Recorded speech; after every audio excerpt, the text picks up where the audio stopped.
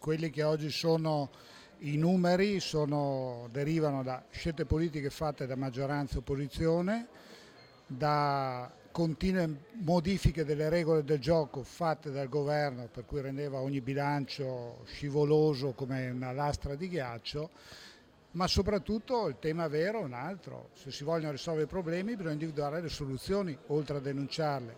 Lo statuto approvato nell'ultima legislatura prevede che ci sia una commissione che appositamente lavora su questi aspetti. Lavoriamo in commissione senza far perdere ai veneti e ai consiglieri regionali mattinate per discutere di cose che potevamo risolvere in maniera molto più concreta. La conoscenza di quella che è la situazione debitoria diventa anche prodromica poi all'esame del bilancio di previsione che faremo a fine anno. Se no, se non sappiamo quali impegni oggi abbiamo con le amministrazioni, come possiamo programmare le future scelte politiche? C'era la volontà di mettere in chiaro quella che è una situazione di debiti fuori patto di stabilità, di vedere quali sono le esigenze per dare una risposta a quegli enti, partendo dai comuni, i consorzi di bonifica, tutte quelle associazioni che da anni attendono il pagamento di quelle risorse che gli erano state impegnate, che hanno speso e che non hanno ricevuto.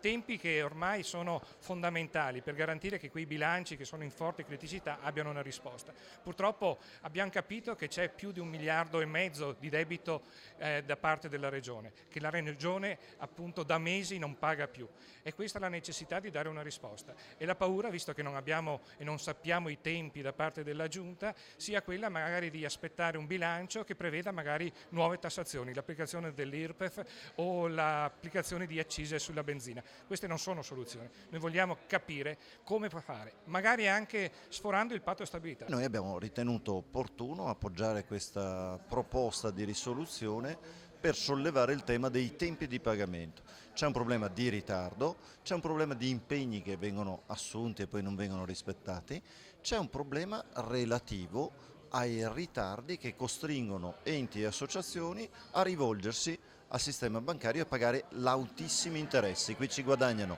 le banche e noi crediamo che la Giunta Zaia debba fare di più e debba fare soprattutto meglio. Lo abbiamo posto con una mozione molto chiara, ci auguriamo sinceramente che cambi il sistema. Andremo in Commissione Bilancio e analizzeremo in maniera molto attenta quali sono stati i tempi di pagamento, perché ci sono aziende che attendono risorse da 2 anni e ci sono aziende che sono state pagate dopo 3 mesi. Non è possibile continuare con questi 2 pesi e 2 misure.